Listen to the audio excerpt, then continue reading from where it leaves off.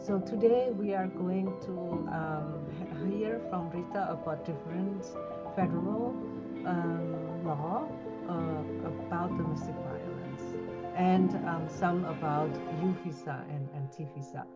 Without further ado, Miss Rita, my old friend. It Go has been a ahead. long time, Hediana. Um, Yes. so it so that there's not a lot of federal law that has been passed about domestic violence and sexual assault. The very first law that was passed was called the Family Violence Prevention and Services Act, which was passed in 1984, and that was federal funding that provided direct service providers like shelters funding. So every state got an allocation of money, an amount of money, and then the states disseminated out to every program in that state. And so that's the first federal funding that we got as a movement in this country, and that continues to be an option for local program services to get funding. So we worked together at the national level to create, with then Senator Joe Biden, the Violence Against Women Act.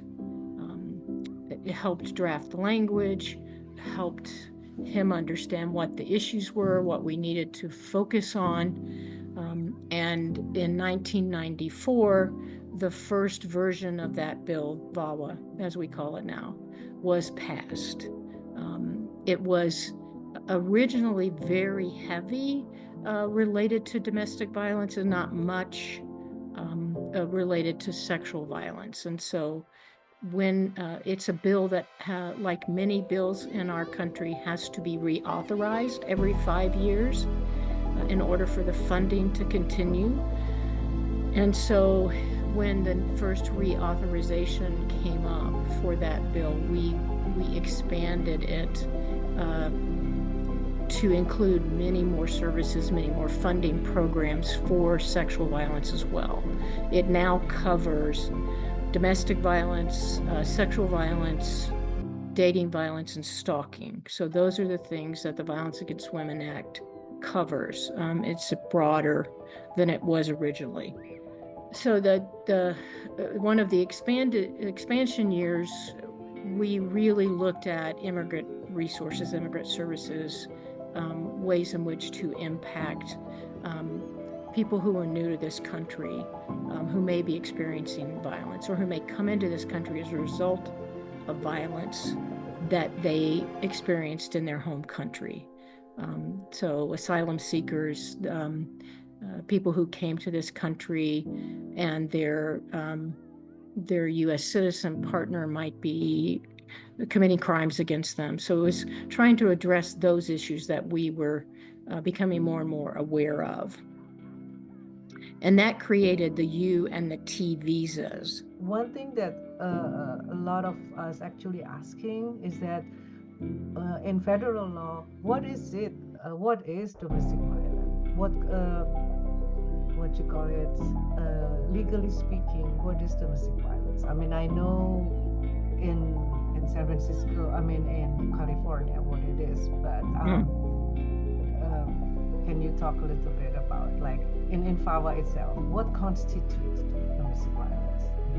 Well, domestic violence is generally a crime that's committed that is physical or mental abuse, a pattern of behavior that is damaging to the person. There's a primary perpetrator and a primary victim. So someone who is either physically or mentally controlled. And depending on the state, so as you mentioned in California, it might be different than what the legal definition of domestic violence is in Colorado, for instance, where I live.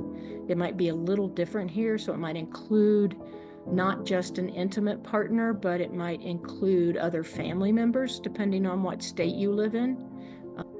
And so that wherever you happen to be residing, knowing what your state law says, because there are legal definitions within your state laws that can help you understand what you can identify as domestic violence and what legally can be claimed as a domestic violence assault. And but generally, it's an ongoing pattern of behavior that is meant to control you and to hurt you, and doesn't have to include physical violence, but often does. So that's what the definition is. It can be very varied depending on the state, but it's a broadly, generally that kind of behavior. There's a question here about the ongoing pattern of behavior. Usually, how long is the pattern to be considered DV, actually? I don't know That's if a I hard would put, question. yeah, I don't know if I would put a time frame around it, other than, when you're with someone and you get angry with each other and somebody pushes you once and then it never happens again, that's not DV. But if you're with someone and they push you or they throw things at you or they call you horrible names or they lock you out of the house or they say awful things to you about you to your family or friends, and that it's like this ongoing pile of things that happen to you, that you start to recognize that you're afraid to do the wrong thing. You're worried about, am I going to be late, or if I've got food on the table at the right time. I think most people understand something's not right and they just don't know, they don't know enough about domestic violence to call it that, but that's what's happening to them. Someone is trying to control their behavior. Someone's trying to make them feel bad about themselves.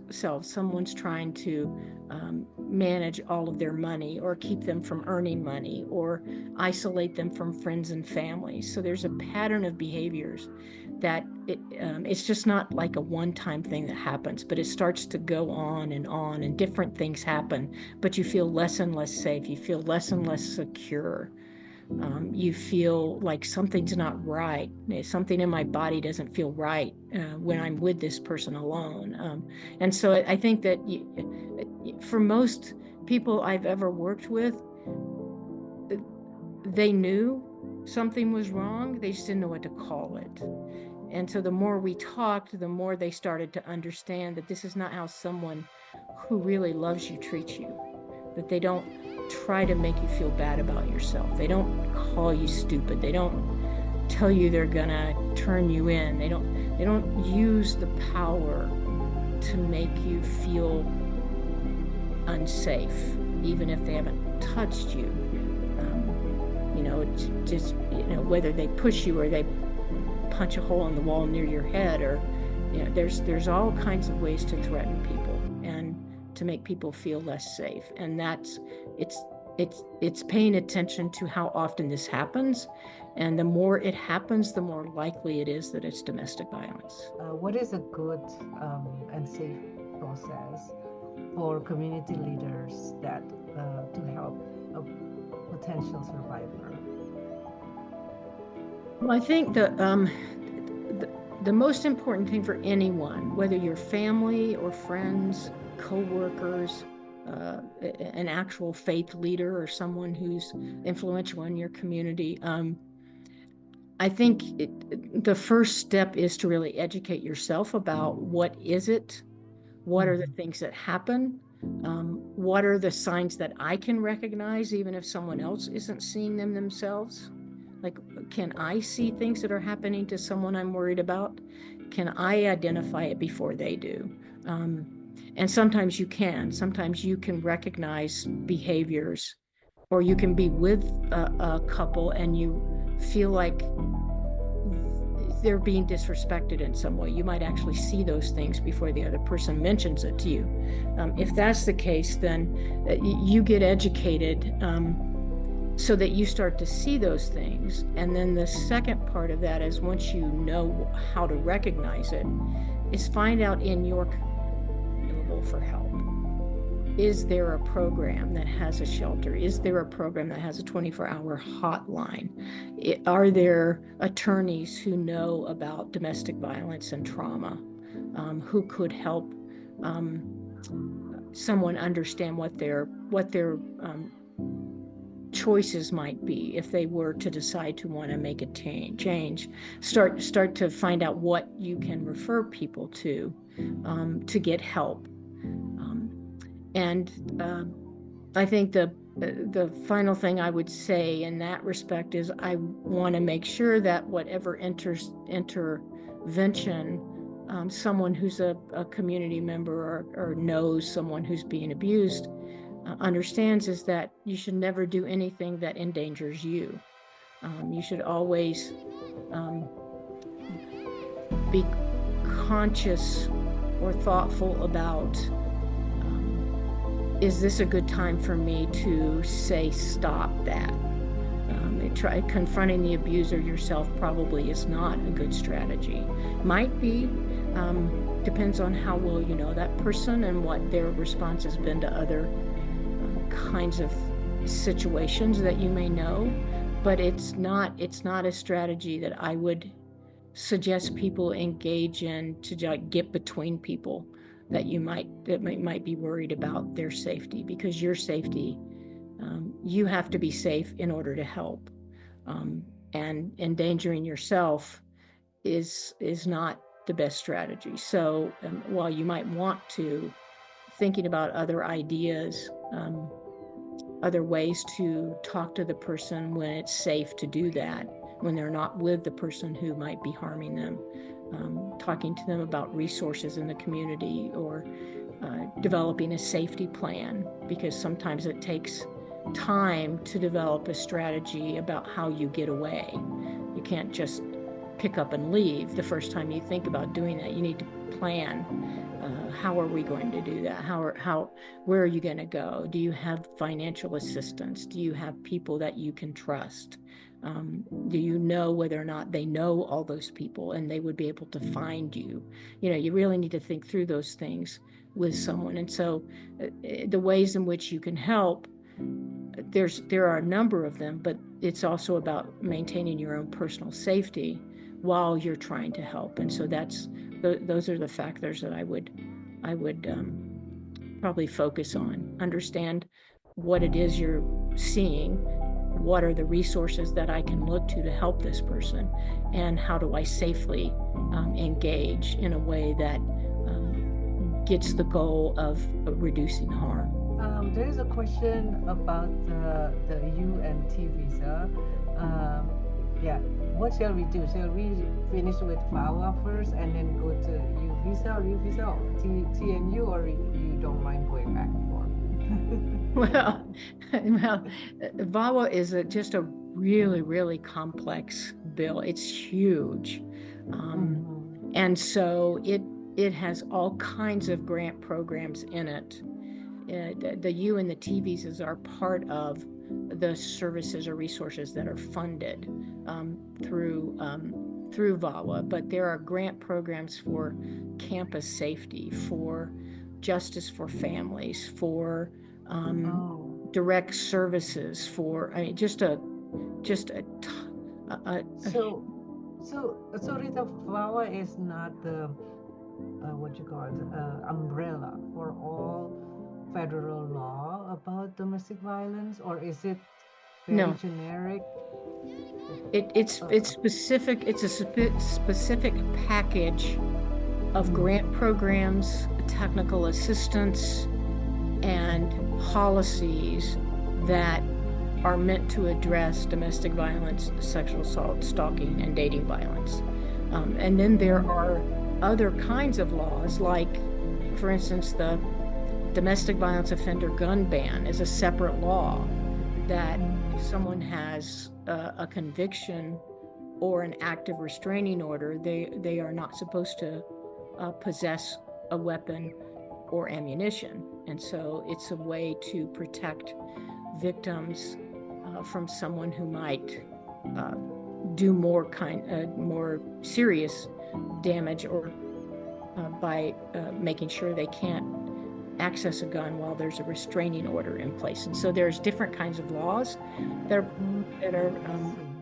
are not under the Violence Against Women Act. But most of the work that's being done in communities and at the federal level is through programs that VAWA created. Like, it created the Office on Violence Against Women within the Department of Justice. That office is legislative. It was legislatively created so that it couldn't be shut down at a moment's notice if a new administration came in and didn't support the work that we do. So the new president would appoint a different director of the Office of Violence Against Women, but they couldn't close it down because it's legislative. It's Congress decreed it to be a thing, and so that's a component, and that office is the one that administers all the grant programs and approves them, and works with the technical assistance providers to help educate people who do this work on the issues with law enforcement, and it's massive, yes, but it's not the only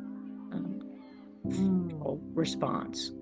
So by law, though, there is a federal law that saying that domestic violence is a crime, right? Because some people want to know, is it what is the law in the U.S. about domestic violence? Of course, each state has their own definition, but there is a federal law saying that DV is a crime, correct? Yes, it is defined as a federal crime. But that definition would only be relevant on federal land, in federal buildings, or on reservations. And so, and on state land, and that law, what that definition is state law. So the federal definition applies to like U.S. Army or Air Force bases, military bases, that kind of thing. That's a federal government definition, would be related to where you live, if you're on federal land in some fashion. If you're in a state, if you're on state property, then the state law where you live, the definition for DV is what you would look to. Is there any particular law that actually protecting the support, the people who support the survivor? Well, if you're helping someone who's a victim of domestic violence and that person threatens you or wants or harms you or destroys your property, then yes, it might not be considered domestic violence because they're not your intimate partner, but there are state laws around assault, destruction of property, that if what they're doing is a crime under the state definition, then you too would be able to call for assistance and say, this person is attacking me or threatened to kill me, or crashed into my car, or and then the police would respond to that based on crimes between persons who are not known or not related. Domestic violence is people who are related, generally, is what the definition for that particular crime is. The reality is we never had to write domestic violence laws. It was always against the law to assault another person. It was always against the law to hurt someone else. But law enforcement in this country rarely used assault charges against people within families. And so, because they wouldn't charge for a crime that we knew already existed, we, as people in this work, the advocates in this field, worked with our state legislators to create an actual domestic violence assault definition, so that the police couldn't say, well, I can't do anything. Yes, you can. Because now there's been a law that's been passed specifically to identify this kind of an assault. And so the reality is we didn't really have to do that, but we did it because we couldn't get law enforcement to respond appropriately. And so if you are harmed in some way by that person or someone in that person's family, then yes, you have access to a response if it's committing a crime according to your wherever you are, wherever your state definition identifies as just simple assault or destruction of property or theft or those kind of things. Thank you so much for coming and hanging out with us. Well, You know, hopefully we'll see you again. well, I am happy to do it. And I just love communities like this. This is so great, and so I'm happy to be a small part of it for a moment. And if I can help in another way, just let me know, Hediana. I'll be happy to jump back in. Thank you. Thank you.